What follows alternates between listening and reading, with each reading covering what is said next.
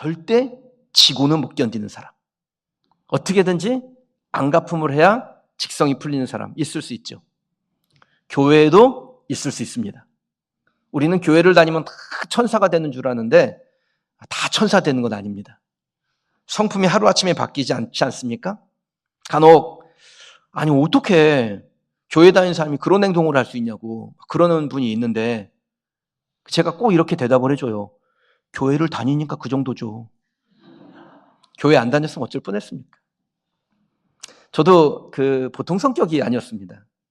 근데 말씀을 읽고 말씀을 듣고 또 말씀대로 살아가려고 하다 보니까 조금 나아지기는 합니다. 착한 눈으로 저를 쳐다보고 있긴 하지만 여러분들도 다 성격 하시는 걸로 알고 있습니다. 근데 괜찮습니다. 다만 우리의 방향을 잘 잡아가면 됩니다. 말씀을 듣고 그 말씀으로 매일 우리가 깨지고 또 말씀대로 살아보고자 애쓰는 가운데서 하나님께서 우리의 마음과 생각, 우리의 악한 본성을 깨트려 온전케 하실 줄 믿습니다. 매일매일 말씀대로 살아보려는 시도를 해보는 겁니다. 그대로 살지 못해서 다시 하나님 앞에 엎드리지라도 괜찮습니다. 주님은 우리의 연약함을 긍휼히 여기시는 분이라고 하셨어요. 히브리서 4장 15절에서 16절 말씀을 현대인의 성경으로 제가 좀 읽어드리겠습니다. 우리 대제사장은 우리의 연약함을 동정할 수 없는 분이 아니십니다. 오히려 그분은 모든 점에서 우리처럼 시험을 받았습니다. 그러나 죄는 없으셨습니다. 그러므로 우리는 불쌍히 여기심을 받고 때를 따라 도우시는 은혜를 받기 위하여 담대하게 하나님의 보좌로 가까이 나아가십시다. 아멘. 여러분, 이 말씀이 우리에게 하나님의 말씀대로 다시 살아볼 용기를 주지 않습니까? 우리의 연약함을 받아주신다고 하셨기에 실패했어도 다시 하나님 앞에 나와 염치불구하고 하나님 한 번 더 말씀대로 살아보고자 합니다 라고 기도할 수 있고, 그렇게 기도하고 시도하다 보면 우리는 이전보다 훨씬 더 나아진 그리스도인으로 날마다 새롭게 될 줄 믿습니다. 저도요, 예전보다 많이 괜찮아졌어요. 제 아내가 종종 저에게 그런 얘기를 하더라고요. 당신은 좀 착해진 것 같아. 그래서 제가 아내한테 꼭 그런 얘기를 하죠. 그래 여보 미안해. 나 같은 사람 만나가지고 당신 정말 착했는데 당신은 점점 못돼지는 것 같아. 오늘 듣는 말씀도 연약한 우리의 성품을 더 낫게 좋게 하는 말씀이 될 줄 믿습니다. 그래서 주님을 닮는 성도가 되기를 소망합니다. 내가 아는데 나는 안 돼. 그러지 마십시다. 그 사람 내가 아는데 절대 변하지 않을 사람이야. 그러지도 맙시다. 말씀은 우리를 바꿔낼 줄 믿습니다. 예수님을 만나서 변화된 사람들이 종종 하는 말이 어느 날 주님을 만나서 확 변했다 뭐 그런 얘기를 하잖아요. 마치 바울이 다메섹 도상에서 예수님을 만났을 때 갑자기 변화된 것처럼, 갑자기 주님을 만나서 변화된 것처럼 느껴지죠. 그런데 사실은 가랑비에 옷 젖듯 주님을 만나는 겁니다. 매일 말씀을 통해서 매일 새로워지는 그 연습을 하다가 결정적 한 방을 만나게 됐는데 그때의 그 기억이 되게 강렬해서 오랫동안 기억나고 그때 내가 예수님 만났어 라고 표현하는 거지, 사실은 매일매일의 삶에서 말씀을 통해서 예수님을 조금씩 만나가고 예수님을 닮아 변화되는 겁니다. 혹시 여러분 살다가 좀 원수 갖고 싶은 사람 만난 적이 있으신가요?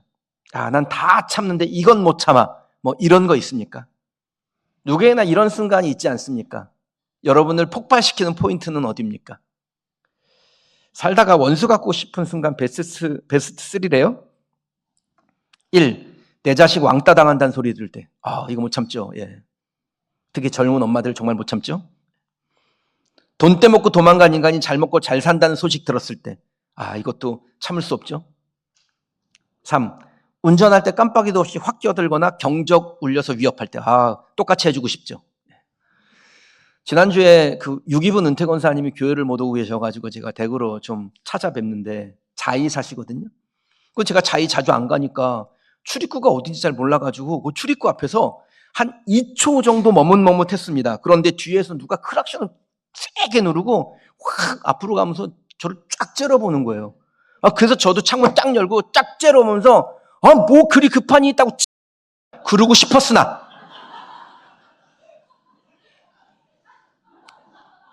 안산에서는 새솔동에서는 운전 중에 꾹 참아야 된다라는 스승님의 가르침을 따라 꾹 참았습니다. 그럼 억울한 일을 당했을 때 누구나 화가 나죠. 대부분 원수 갖고 싶을 거예요. 누가 경적으로 울리면 쌍라이트라도 좀 켜주고 싶은 마음이 듭니다. 근데 화가 난다고 감정대로 하면 후회할 상황을 만나게 되고 어쩌면 그것이 우리를 매우 곤고한 상황으로 몰아넣을 수도 있습니다. 지난주 세상을 지혜롭게 사는 법이라는 제목의 설교에서 감정대로가 아니라 말씀대로 함으로 하나님이 주실 복을 얻는 지혜로운 성도가 되십시다라고 권면해 드렸는데요. 감정을 이기고 성경을 따라가면 그 자체가 지혜로운 삶이 되는 겁니다. 하나님께 사랑받고 사람에게도 사랑받는 복된 인생이 될 수 있습니다. 성경을 따라간다는 게 얼마나 소중해요. 이 성경이 곳곳에서 말씀하고 있는 것이 무엇이냐면 화목하라라는 겁니다. 근데 이 화목이라는 것이 혼자서 되나요? 반드시 그 대상이 있을 수밖에 없습니다. 혼자 거울을 보면서 거울에 비친 자기를 향해서 우리 친하게 지낼래? 뭐 그런 건 할 수 없는 거잖아요. 화목은 혼자서 하는 것이 아니라 상대화하는 것입니다. 먼저는 하나님과 화목해야 합니다. 동시에 이웃과 화목하셔야 됩니다. 순서는 분명하죠. 먼저 하나님과 화목하셔야 돼요. 그런데 하나님과의 화목을 다 이루고 난 다음에 이웃과 화목하는 것이 아닙니다. 동시에 진행이 돼요. 마태복음 5장 23절, 24절 말씀입니다. 그러므로 예물을 제단에 드리려다가 거기서 내 형제에게 원망 들을 만한 일이 있거나 생각나거든 예물을 제단 앞에 두고 먼저 가서 형제와 화목하고 그 후에 와서 예물을 드리라. 아멘. 제단을 예물에 드리려다가 형제와 불화한 것이 생각나거든 어떻게 하라고 말씀하세요? 예물을 제단에 두고 하나님과의 화목을 끝내고 난 다음에 하나님과 화목함을 다 이루고 난 다음에 그리고 나서 형제에게 가는 것이 아닙니다. 진행형이에요. 하나님과 화목이 진행형. 제물을 드리다가 그 제물을 제단에 두고 그리고 나서 이웃에게 가서 형제에게 가서 화목하고 다시 제단으로 돌아와서 하나님과의 화목을 이어가라라는 것입니다. 그러니까 하나님과의 화목이든 사람과의 화목이든 어떻게 화목할 수 있습니까? 내가 먼저 가는 거예요. 가서 손을 좀 내밀어야 해요. 가서 용서를 구하거나 가서 용서해 주는 겁니다. 누구든 먼저 화목을 시도하기만 하면 화목은 만들어지기 시작합니다. 가정에서 화목하려면 아내가 남편에게, 남편이 아내에게, 부모가 자녀에게, 자녀가 부모에게 용서의 손을 내밀어야 화목이 시작이 됩니다. 교회에서 화목하려면요, 목회자가 성도에게, 또 성도가 목회자에게, 성도와 성도끼리 손을 내밀어서 화목을 요청해야 됩니다. 그러면 그때부터 화목하라라는 말씀에 열매가 맺혀지기 시작하는 것이죠. 하나님 우리 가정에, 우리 셀에, 우리 교회에, 우리 일터에 화목함을 주십시오라고 기도한다면 그건 하나님과의 화목을 시도한 것인데 거기서 멈추면 화목의 완성은 안 되지요. 기도했다고 끝은 아닙니다. 기도했으면 용서할 수 있는 마음을 가져야 되고 용서를 구하는 또 용서를 해주는 시도를 하셔야 돼요. 용서 없는 화목이란 존재할 수가 없는 것입니다. 오늘 본문도 용서에 대한 정의를 담고 있는데 15절 말씀을 같이 읽어볼까요? 삼가 누가 누구에게든지 악을 갚지 말게 하고 서로 대하든지 모든 사람을 대하든지 항상 선을 따르라. 아멘. 용서는 악을 악으로 갚지 않는 것입니다. 우리는 악을 행한 사람에게 그 똑같은 악으로 갚는 것을 복수라고 하고 이 복수는 조금 정당하다라는 생각을 하지요. 그대로 갚아주는 것이니까 정당해 보입니다. 구약 성경에도 받은 만큼 갚아주는 율법의 정당성을 설명하고 있으니까 정당한 안갚음은 해도 된다라는 마음이 들어요. 지난주 명절이라 빠진 분들이 좀 계셔서 제가 구약에 나오는 눈에는 눈, 이에는 이, 이걸 동해복수법이라고 하는데 이거 설명을 드린 적이 있는데 한 번 더 좀 설명을 드리고자 합니다. 이거 모세오경에 나오는 율법이에요. 레위기 24장 20절, 상처에는 상처로, 눈에는 눈으로, 이에는 이로 갚을지라 남에게 상해를 입힌 그대로 그에게 그렇게 할 것이며. 자, 여러분, 이 율법은 공정형벌과 피해 보상에 대한 내용을 담고 있죠. 그런데 이 시점을 보세요. 가해자적 시점이에요. 그러니까 피해자적 시점이 아니에요. 가해자는 누군가에게 상처를 입혔으면 상처로, 눈을 다치겠으면 눈으로, 이를 다치겠으면 이로 갚을지라 남에게 상해를 입힌 그대로 그에게 그렇게 할 것이며.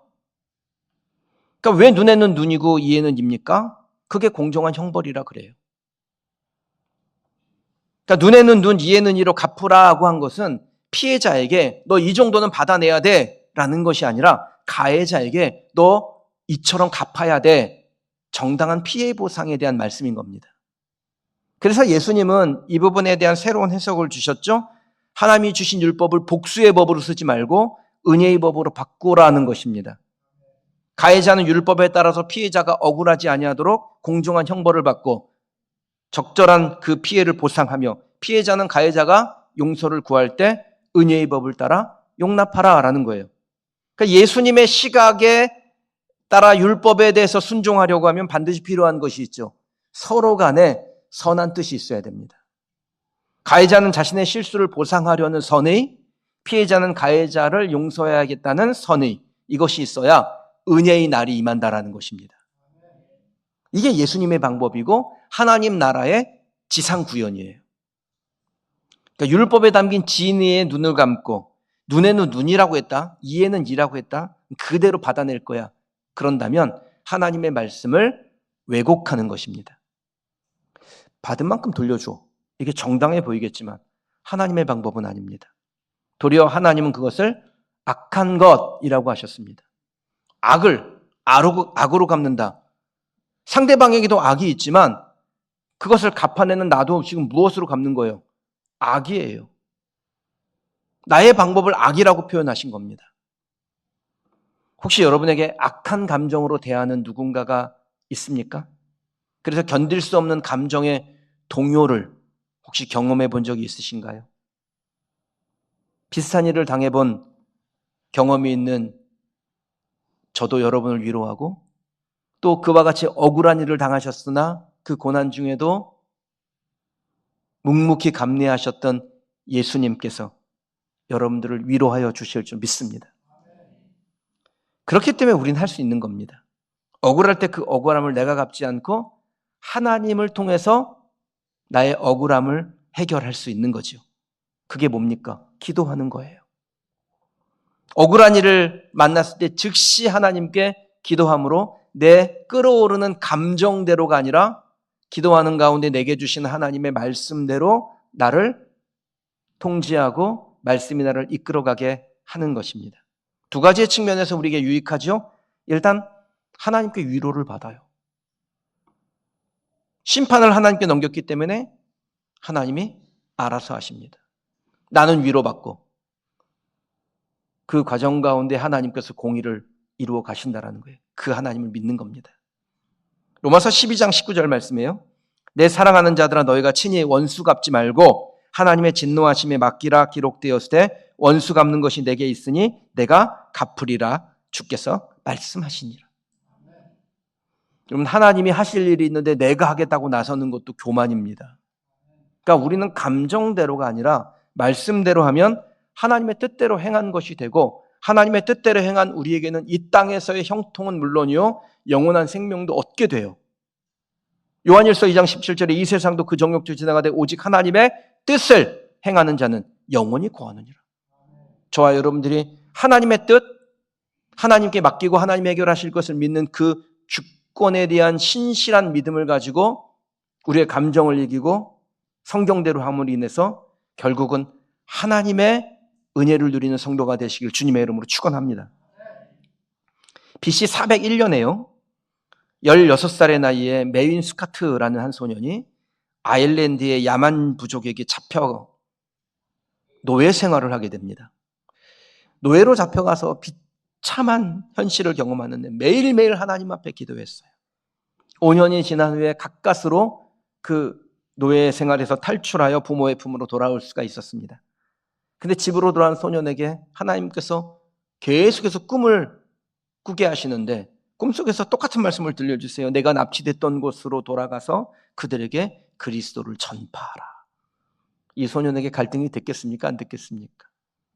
근데 이 소년이 꿈속에서 들은 하나님의 음성에 순종하여 아일랜드의 야만 부족에게로 돌아가 그들에게 복음을 전하는 삶을 삽니다. 아일랜드의 성자로 존경받는 성 패트릭에 대한 이야기입니다. 패트릭은 그를 노예로 납치했던 사람들에게 용서했을 뿐 아니라 도리어 그들에게로 가서 그들을 섬겼죠. 결과는 어떻게 됐나요? 용서의 토양 위에 복음의 꽃이 활짝 피게 됐습니다. 악을 악으로 갚으면 그 갚을 때는 좀 속이 시원해질지 모르겠습니다만 악을 앞장 세우는 것은 하나님께서 싫어하실 뿐 아니라 반드시 그 대가를 치르게 되어 있습니다. 악을 악으로 갚았던 사람의 이야기를 성경에서 한번 찾아볼까요? 야곱에게 아들 12과 딸 하나가 있었는데 세겜에 거주하고 있을 때입니다. 외동딸 디나가 세겜에 구경을 갔다가 거기에서 강간을 당해요. 동생이 강간을 당했으니 막 오빠들이 분노가 치밀어 올랐겠죠. 원수 갚아야죠. 그래서 오빠 중에 레위와 시므온이 세겜에 가서 복수를 감행합니다. 세겜에 있는 모든 남자를 싹 다 죽여버려요. 근데 그렇게 원수 갚을 때는 좋았는데 주변에 흩어져 살던 이 세겜의 친족들이 야곱의 가족에게 복수를 하려고 몰려들었습니다. 동생이 강간당한 것은 억울한 일이었으나 그 억울함을 풀려고 원수를 갚자 그 결과로 다시 자신들이 위험 가운데 빠지는 상황을 만난 겁니다.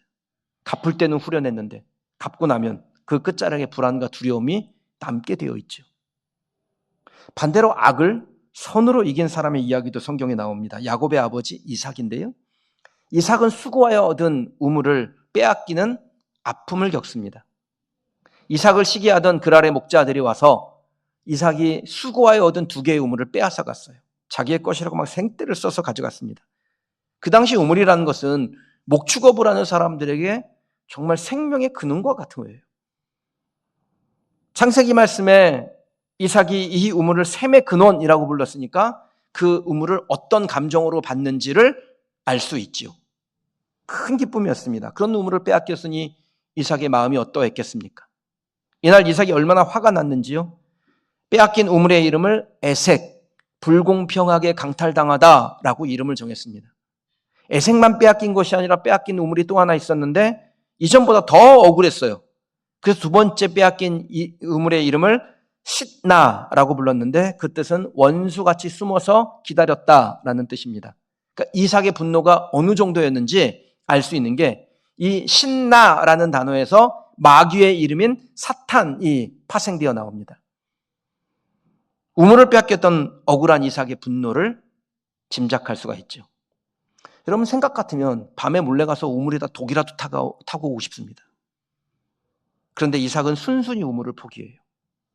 2개의 우물은 자신에게 꿈이고 미래이고 가족들에겐 생명과 같은 것 아니었겠습니까? 가족의 생사가 달린 일이었어요. 무슨 수를 쓰더라도 그거 되찾고 싶은 마음이 있었을 겁니다. 근데 이삭의 방법은 그것을 손에서 놓는 것입니다. 그럴 사람들이 악한 것은 사실이나 악을 악으로 갚지 않겠다라는 것이 이삭의 결정입니다. 그렇다고 해서 인생을 포기한 게 아니에요.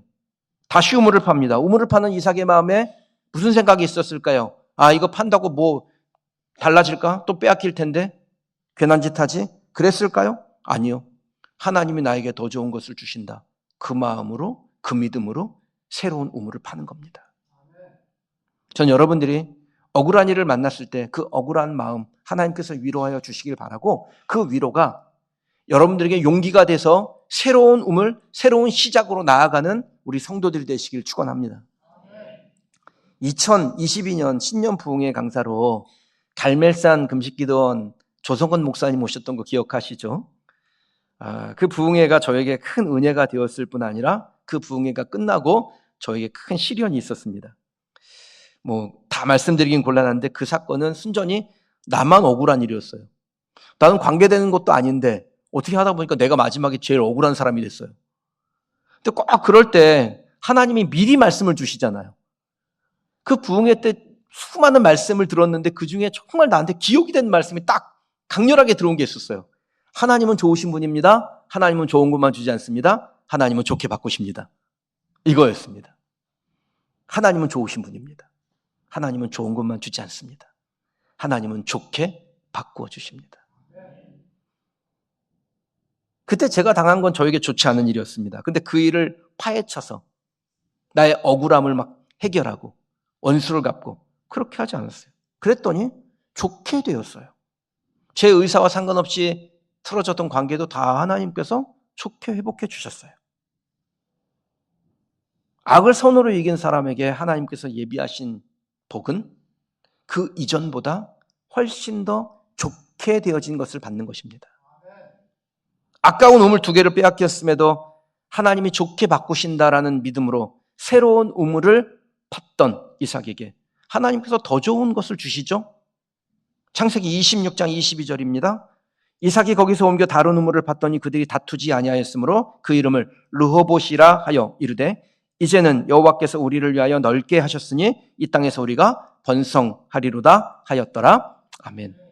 르호봇의 우물, 장소가 넓어지고 이전과 비교되지 않는 그 샘의 근원을 하나님께서 이삭에게 주신 것입니다.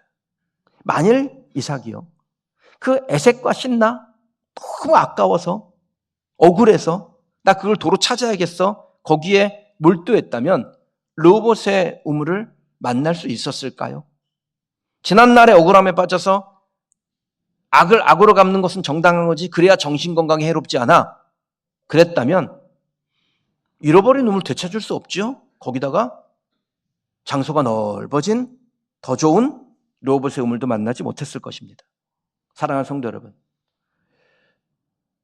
용서해야 될 대상이 있습니까? 누굴까요? 안 갚음해도 괜찮아 보이는 그 사람. 성경은 그를 무엇이라고 표현합니까? 모든 사람이라고 합니다. 모든 사람. 어떤 사람은 그렇고 어떤 사람은 아니고가 아니라 모든 사람. 먼저는 나와 가까이 있는 사람 용서하라고 하세요. 성경은 그래서 서로라는 표현을 쓰는데 함께 한 공간 안에, 한 팀 안에, 한 공동체 안에 있는 그를 용서하라라는 겁니다. 가까운 사람의 영혼을 위하여 용서하지 못하면서 열방의 영혼에게 구원을 베풀어 달라고 기도할 수는 없지 않습니까? 가까운 사람부터 하십시다. 그렇게 가까운 사람을 용서할 때 모든 사람에게 다가설 수 있는 넉넉한 예수님의 마음이 우리 가운데 생기게 될 줄 믿습니다. 여러분의 삶이 악을 악으로 갚는 삶이 아닌 악조차도 선으로 갚되 그것이 하나님께서 기뻐하신 삶이 된다는 것을 인식하고 주님 기뻐하시도록 인내하고 용납하는 삶이 되기를 간절히 축원합니다. 좀 이상한 사람을 만나거든요. 약해서 그런 것이다 생각하시면 돼요. 좀 여러분을 되게 불편하게 하는 사람을 만나잖아요.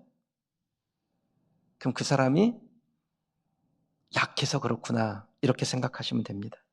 그 약한 자를 도와주고 넘어지는 이를 붙잡아주는 진정한 강자가 되시기를 주의 이름으로 축원합니다.